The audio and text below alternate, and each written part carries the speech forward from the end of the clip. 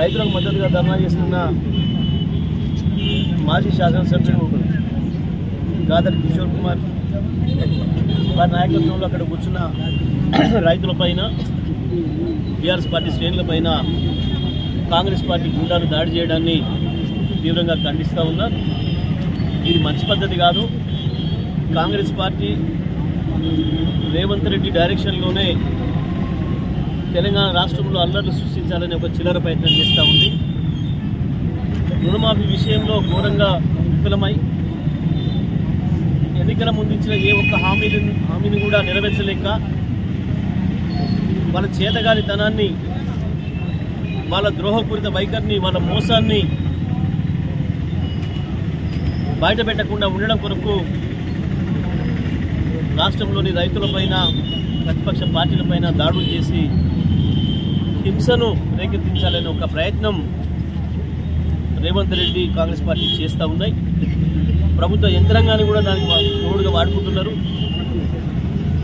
అక్కడ పోలీసులు ఉండి కూడా దాడి చేస్తున్న కాంగ్రెస్ గుండాలను ఆపకుండా టీఆర్ఎస్ పార్టీ కార్యకర్తలను అక్కడి నుంచి వెళ్ళిపోమని చెప్పడం, ఆ టెంటును వాళ్ళ ముందే కూలగొడుతుంటే కూడా పట్టించుకోకపోవడం, రాళ్ళు, కోడిగుడ్లు, పటాకులు కూడా అడ్డుపెట్టి వాళ్ళ మీదకి విసిరేసి బాంబు దాడి చేస్తున్నాం మేమని చెప్పి ఒక వికటాటహాసం చేస్తున్న సందర్భంలో పోలీసులు వాళ్ళకి రక్షణగా వచ్చిందా, పోలీసులు కూడా వాళ్ళతో పాటు పనిచేస్తూ ఉందా, కాంగ్రెస్ గుండాలతో కలిసి పనిచేస్తున్నారా అర్థం కాని పరిస్థితి ఉంది. ఇవాళ మేము స్పష్టంగా కోరుతున్నది, రైతులకు మీరు ఇచ్చిన హామీ ఏదైతే ఉందో 2 లక్షల వరకు రుణమాఫీ కాలేదు. రైతాంగం ఆందోళనలో ఉన్నారు. ఎంతమందికి వస్తాయో ఎంతమందికి రాదో, మీరు ఎంతమందికి ఇవ్వదలుచుకున్నారో చెప్పడం లేదు. ఇప్పటి వరకు కూడా ప్రభుత్వం ఒక స్పష్టమైన ప్రకటన చేయలేదు. మేము అనుకున్న పథకం కింద మేము పెట్టిన నిబంధనల్లో ఇంతమంది రైతులు వచ్చిండ్రు, ఇన్ని డబ్బులు అవసరమైనాయి, ఇగో ఇంతవరకు మేము చేస్తున్నామనే మాట ఇప్పటివరకు ప్రభుత్వం వచ్చి ప్రకటన రాలేదు. ఇంకా డంబాచారాలు, మోసం మాటలు, అబద్ధ ప్రకటనలు, చేయని రుణమాఫీకి ఇచ్చిన పైసల కంటే ఎక్కువ అడ్వర్టైజ్మెంట్కి ఇచ్చుకున్నారు తప్ప వాస్తవంలో కాలేదు. ముఖ్యమంత్రి ఆనాడు వైరాలో సభ పెట్టి మొత్తం 31,000 కోట్ల రూపాయలు రుణమాఫీ చేసామని చెప్పిండు. కానీ రైతులు ఒకవైపు వందలాది మంది, వేలాది మంది బ్యాంకులకు వెళ్ళి, వ్యవసాయాధికారుల వద్దకు వెళ్ళి, కలెక్టర్ ఆఫీసులకు వెళ్ళి మాకు రాలేదు, మాకు ఎందుకు రాలేదో చెప్పండి, మాకు ఎప్పుడు వస్తుందో చెప్పండి అని అడుగుతున్నారు. ఇది మనందరం చూస్తున్నాం. ఇక్కడ ఎక్కడ కూడా రైతులతో టీఆర్ఎస్ పార్టీ, ఇంకొక పార్టీ, ప్రతిపక్ష పార్టీ వాళ్ళతో లేదు. రైతులు స్వచ్ఛందంగా వెళ్తున్నారు. మీరు చెప్పిన దాని కొరకే వెళ్తున్నారు. మీరు మళ్ళీ అప్లై చేసుకోండి, రాని వాళ్ళకు కూడా ఇస్తాము అని చెప్పారు కాబట్టే వెళ్తున్నారు. చివరికి వాళ్ళ మంత్రి గారే ఉత్తమ్ కుమార్ రెడ్డి గారు స్వయంగా ప్రకటించారు ఏ కారణాల చేత ఎంతమందికి రాకుండా ఉంది అనే విషయాన్ని కూడా. 2 లక్షల పైన ఉన్న వాళ్ళు 8 లక్షల మంది రైతులు, అదేవిధంగా 2 లక్షల లోపు ఉన్న వాళ్ళు కూడా ఆధార్ కార్డు లేక కొంతమంది, రేషన్ కార్డు లేక 4 లక్షలు, ఈ రకంగా మొత్తం 17,13,000 చిల్లర మందికి ఇంకా మేము ఇవ్వాల్సి ఉందనే మాట ఆయన చెప్పాడు. కానీ నిన్న బట్టి విక్రమార్క గారు బ్యాంకర్ల సమావేశం పెట్టి స్వయంగా మాట్లాడాడు. మేము 18,000 కోట్లు మీకు ఇస్తే బ్యాంకర్లు ఇప్పటికీ మీరు ఇక రైతులకు 7,500 కోట్లు ఇచ్చారు, మిగతా ఇవ్వలేదు, ఇది అన్యాయం, వారం రోజులు ఆలస్యం అయితే కూడా జరగరాని నష్టం జరిగిపోతుంది రైతాంగానికి అని మాట్లాడిండు. బయటకు వచ్చి మళ్ళీ సరి చేసుకొని ఒక తప్పుడు ప్రకటన చేసే ప్రయత్నం చేసిండు. ఇంకా చిల్లర ప్రవర్తన. ముఖ్యమంత్రి ఈ రకంగా చిల్లరగా వ్యవహరిస్తుంటే, అబద్ధాలు మాట్లాడుతుంటే మిగతా మంత్రులు కూడా అదే చేస్తారు కదా, మిగతా కార్యకర్తలు కూడా అదే చేస్తారు కదా. భాష విషయంలో పద్ధతి లేదు, పని విషయంలో నిబద్ధత లేదు. ఈ రకంగా ఏదో భయపెట్టిస్తాం, దాడులు చేస్తాం. అక్కడ సిద్దిపేటలో క్యాంప్ ఆఫీస్ మీద దాడి చేస్తే ఏదో బీఆర్ఎస్ కార్యకర్తలు రెచ్చిపోతారు, మళ్ళీ దాడి చేస్తారు మా పైన, ఇక మేము ఇష్టం వచ్చినట్టు కొట్టవచ్చు, కేసులు పెట్టవచ్చు, ఒక చిల్లర ఆలోచన చేశాం.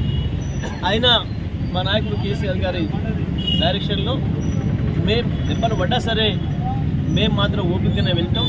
ప్రజల కొరకు ఏం తినడానికనే సిద్ధంగా ఉన్నాం, ఏ దెబ్బలు తినడానికి జైలు పోవడం కూడా సిద్ధంగానే ఉన్నాం. మీరు కాదు, మీ బాసులు, మీ చంద్రబాబు నాయుడు గారు, మీ రాజశేఖర రెడ్డి గారు ఇటువంటి చిల్లర ప్రయత్నాలు చాలా చేసినారు.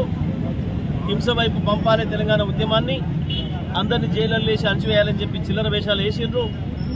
పీడీ యాక్ట్లు కూడా పెట్టి లోపడేసే ప్రయత్నం చేసిరు మమ్మల్ని. అయినా కూడా కేసీఆర్ గారి ఆలోచన ముందట మీ చిల్లర ఎత్తుగడలు ఏమి కూడా నిలబడలేదు. పూర్తిగా శాంతియుతమైన పద్ధతుల్లో గాంధీ గారు చెప్పిన పద్ధతుల్లోనే ముందుకు పోయినాం. ఇప్పుడు కూడా బీఆర్ఎస్ పంత అదే ఉంటుంది తప్ప ఇంకోటి కాదు. మేము జిల్లా పోలీసులు వెంటనే నేను చెప్తా ఉన్నా, డిమాండ్ చేస్తూ ఉన్నా జిల్లా ఎస్పీ గారిని, తిరుమలగిరి సంఘటన పైన వెంటనే విచారణ జరపాలి, బాధ్యులను శిక్షించాలి. బీఆర్ఎస్ పార్టీ కార్యకర్తలకు కావచ్చు, ప్రజలకు కావచ్చు రక్షణ కల్పించాలి, రైతులకు రక్షణ కల్పించాలి. ఇది పోలీసుల బాధ్యత. లేదు అంటే ప్రజల్లో వచ్చే తిరుగుబాటుకు మీరు ఇబ్బంది పడాల్సి వస్తున్న విషయాన్ని కూడా నేను చెప్తా ఉన్నా. ఈ గుండాయిజాలు, ఈ రౌడీయిజాలతోని ప్రజల గొంతు ముయ్యలేరు, ప్రతిపక్షాల గొంతు ముయ్యలేరు అనే విషయాన్ని గుర్తుపెట్టుకోవాలని చెప్పి మరొకసారి రేవంత్ రెడ్డికి నేను హెచ్చరిక చేస్తాను.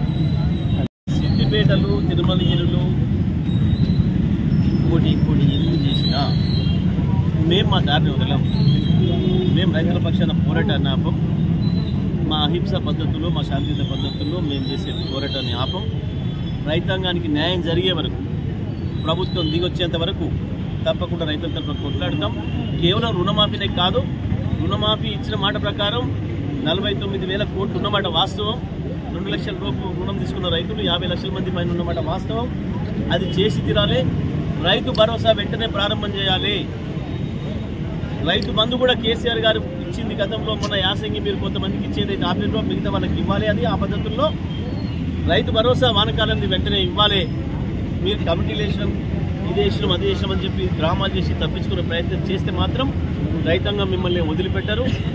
ఏ రైతుల దయా దాక్షిణ్యాలతో మీరు ఇవాళ అధికారంలోకి వచ్చినారో అదే రైతుల్ని మోసం చేస్తున్నారు. తెలంగాణలో వ్యవసాయాన్ని కేసీఆర్ గారు పండగలాగా మారిస్తే మళ్ళీ మీరు వచ్చి వ్యవసాయ రంగాన్ని నాశనం చేస్తున్నారు, రైతులను ఇబ్బందుల పాలు చేస్తున్నారు. తప్పకుండా దానికి ఫలితం అనుభవిస్తారు, అందులో సందేహం లేదు. కానీ మేము మాత్రం ప్రధాన ప్రతిపక్షంగా ప్రజలు మాకేదైతే బాధ్యత ఇచ్చిండ్రో, రైతాంగం మాకేదైతే బాధ్యత ఇచ్చిండ్రో తప్పకుండా రైతుల వెంట నిలబడతాం, ప్రజల వెంట నిలబడతాం. ఇటువంటి దాడులను ఎదుర్కొంటాం. తప్పకుండా శాంతియుతమైన పద్ధతుల్లోనే మేము ముందుకు పోతాం. మీ ప్రభుత్వాన్ని మెడలు పోస్తాం.